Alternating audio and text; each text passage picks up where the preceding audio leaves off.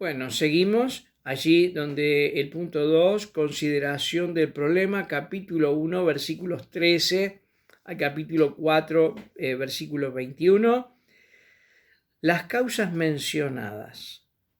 Falta de comprender que Cristo que Cristo no está dividido. En su nota debe decir, es la cabeza de la iglesia, y agregar, había que entender que hay una cabeza y que Cristo no está dividido. ¿Por qué se producía esto de división? Cada uno tenía su propio kiosco, su propio predicador, su propio culto, su propia forma, porque se creían muy sabios. El pensarse que eran muy sabios, muy inteligentes y que, bueno, a veces las conductas de personas que no tienen mucha inteligencia, pero solamente tienen una buena vida o tienen mucho dinero o bueno, han logrado un nivel de vida así interesante, importante, creen que son sabios y son súper inteligentes y se pierde algo muy importante y fundamental en el cristianismo, que es el pensamiento humilde. La falta de humildad se genera divisiones, ¿no? La soberbia es uno de los elementos que produce grandes problemas dentro del cristianismo, dentro del cuerpo de Cristo. Y acá ellos se creían que eran muy sabios. Quizás por su condición, por su estilo de vida, por ser una ciudad importante, por tener abundancia de todo, se consideraban sabios. Entonces dice acá Pablo que Cristo es la cabeza, Cristo no está dividido.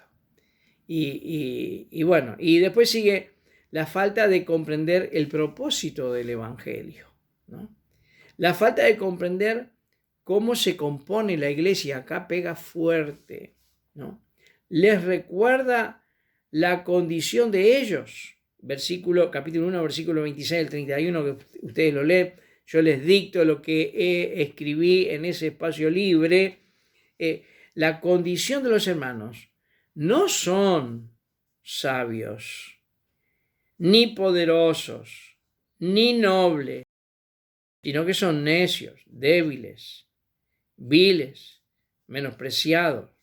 O sea, versículo Corintios, a ver, voy a mirar porque está, lo reduje tanto, 31. Para que, como está escrito, se gloríe, que sea gloria, gloríese en el Señor. Perdón, voy a leer antes, versículos 26.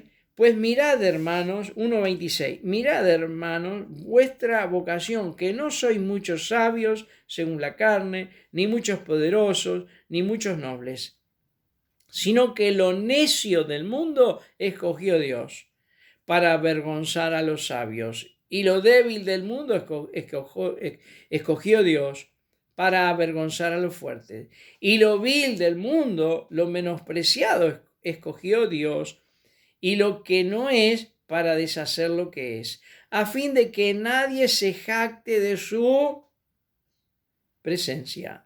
Mas por él estáis vosotros en Cristo Jesús, el cual nos ha sido hecho por Dios sabiduría, justificación, santificación y redención. ¿Para qué? ¿Para qué? ¿Para qué? Como está escrito, el que se gloría, gloríese en el Señor. ¿Se da cuenta cuál era la división? ¿Qué era lo que provocaba las divisiones? Era su soberbia, el considerarse superiores, súper sabios. Y Pablo les recuerda a ustedes, no vienen de la nobleza, no vienen, no. Ustedes lo vil, son lo peor que había en la sociedad, y esto es para avergonzar a los sabios de este mundo. Algo hay que tener memoria de dónde nos sacó Dios, tener memoria de dónde el Señor nos rescató. Y hoy estamos bien, bendecidos y todo lo demás, pero nunca olvidar que si nos vamos a gloriar, nos tenemos que gloriar en el Señor. Toda la gloria es para el Señor, no para nosotros, porque nosotros nada. La falta de comprender el verdadero significado del ministerio cristiano. Ahí me parece que en sus notas dice, aquí no es otro lado. La falta de comprender el verdadero significado del ministerio cristiano. Capítulos 3, versículos 4 al 5. Yo puse así, de manera que por lo impuesto en el capítulo 2, por lo expuesto en el capítulo 2, un ministerio espiritual que se basa en explicaciones naturales, ¿no? En el orgullo, en un nivel de pensamiento, vamos a decir, antropológico, ¿no? Esto significa que querían experimentar las bendiciones sin apartarse de la maldad del mundo, ¿no? Este es el tema de ellos, ¿no? Querían ser bendecidos, disfrutar todo esto que había venido de parte del Evangelio, pero querían seguir de la mano de las costumbres del mundo. Y esto es lo que Pablo va a abordar. Los ministerios no son líderes de bandos.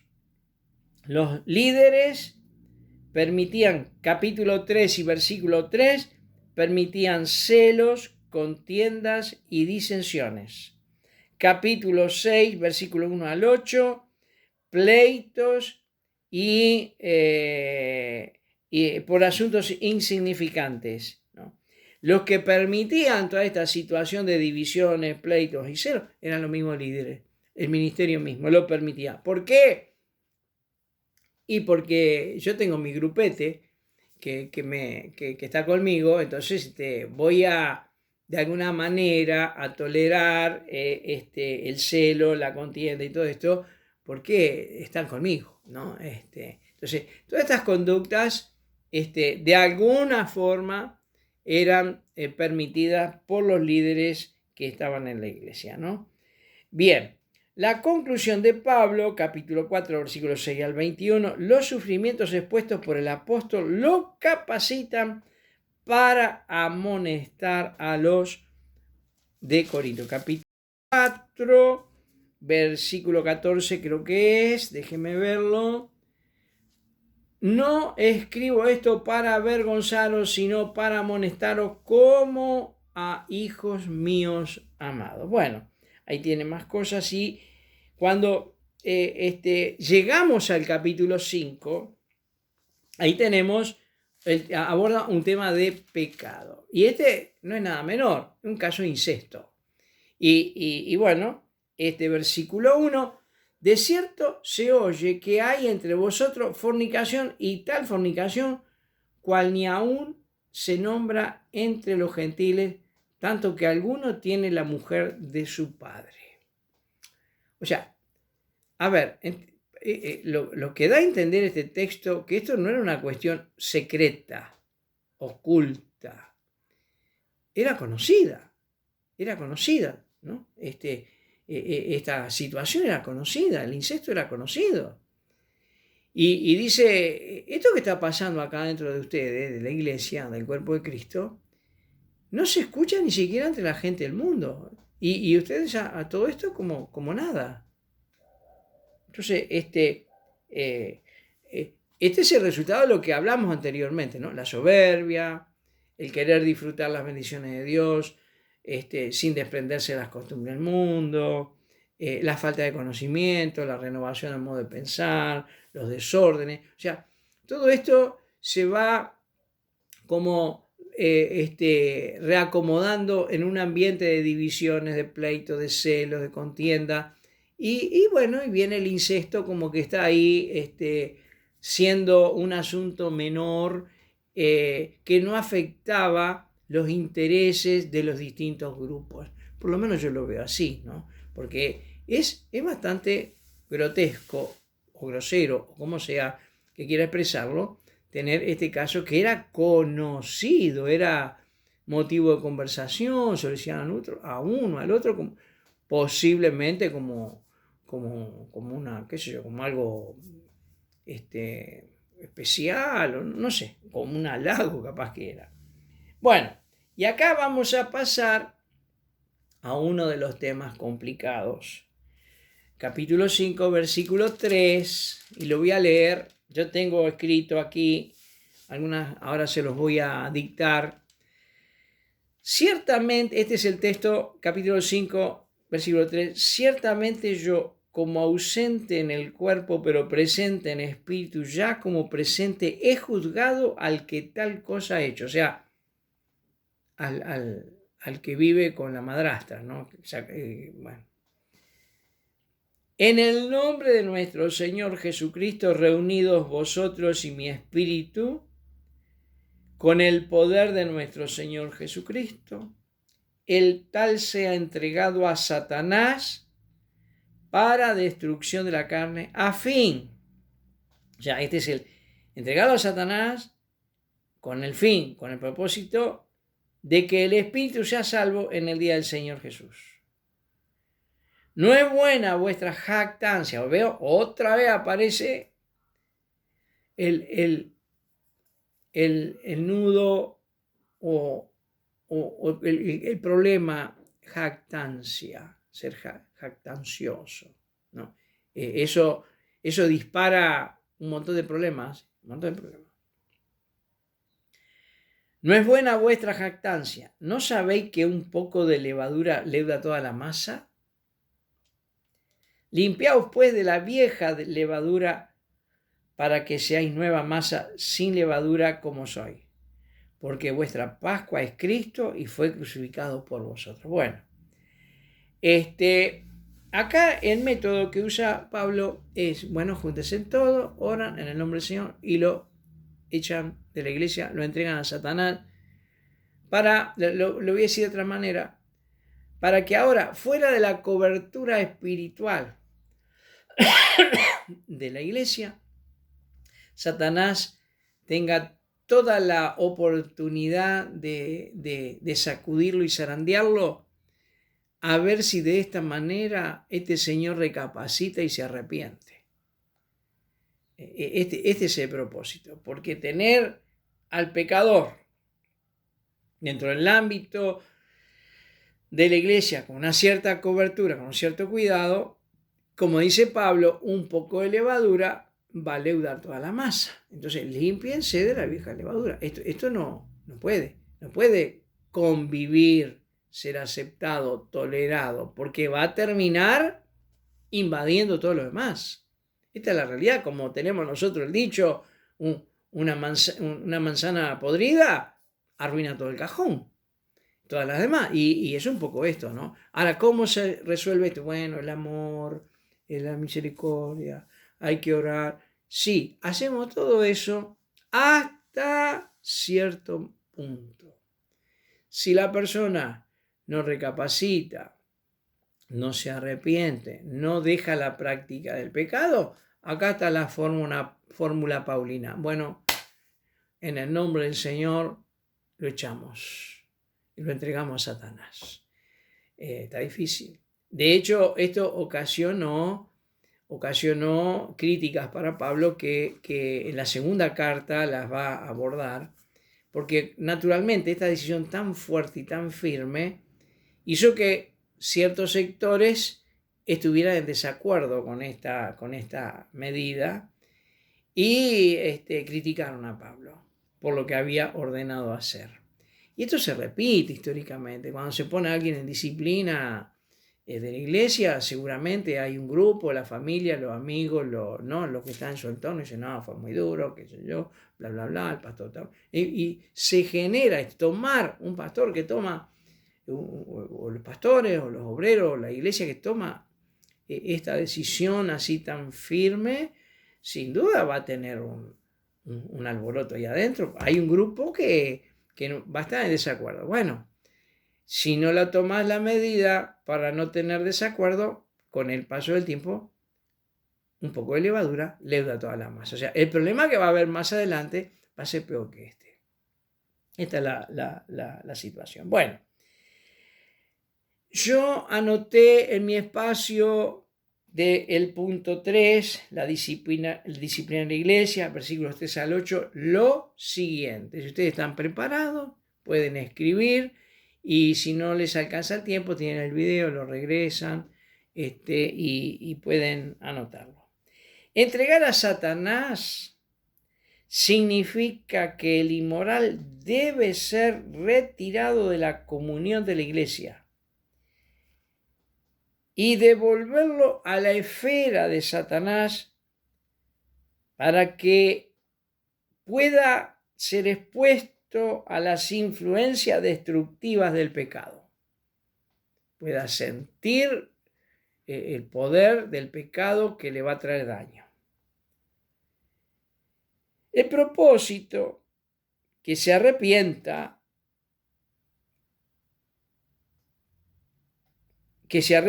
al experimentar los sufrimientos, que la iglesia se libre de la vieja levadura, para que la iglesia se convierta en un nuevo pan de sinceridad y verdad. Bueno, entonces queda más o menos aclarado. Aplicar esto no es fácil. Naturalmente, esto va a generar un montón de preguntas, interrogantes, pero entendamos que ante un pecado de estas características, bueno, no hay pecados ni mayores ni más chicos ni más, no, pecado sexual, etcétera. Hay un tiempo, un llamado al abandono, al arrepentimiento, pero el verdadero arrepentimiento está acompañado de un abandono de la práctica de ese pecado, de un alejamiento del pecado. Si no, no hay arrepentimiento. Hay un proceso de disciplina político nada más, pero no hay, sigue todo igual. Entonces, se le dará el tiempo, pero si permanece en ese pecado, evidentemente el otro paso, ¿cuál es? El que indica acá Pablo. Fuera, entregamos a Satanás.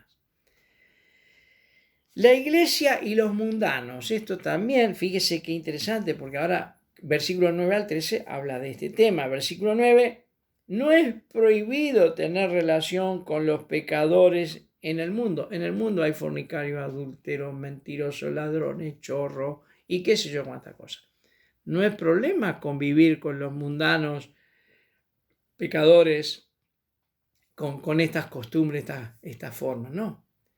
No, si fuera un problema tendríamos que irnos de este mundo, dice Pablo, tenemos que irnos, qué sé yo, a otro planeta. Pero dice, no, con el mundo y esta gente vamos a convivir. Lo que sí es prohibido, la relación con los que llamándose cristianos viven en el pecado. Con los tales no juntéis, ni siquiera coman con ellos. Bueno, dice Pablo, de ahí la Biblia, ¿no? Los fornicarios, los avaros, los idólatras, los maldicientes, los borrachos, dice, o el ladrón, no heredará el reino de los cielos. Así que bueno, acá queda aclarado este asunto, me parece, ¿no? Que el tema es un poco de levadura, leuda toda la masa. Así que pecados sexuales, borrachos, idólatras, fornicarios, avaros, etcétera, que en el mundo hay, pero dice, los que dicen ser cristianos, que son nuestros hermanos, y practican estas cosas, con los tales no os reunáis, ni siquiera coman con ellos. ¿Qué vamos a hacer? Pablo está corrigiendo en Corintio, y al principio decíamos, nuestra sociedad también está corintizada, y estas cosas también las tenemos. Y acá tenemos lo que Pablo establece para corregir los problemas que hay dentro de la iglesia, resultados de la corrupción del entorno, que por un lado o por otro siempre se filtra dentro de la iglesia. Vamos a pasar a un corte y después continuamos.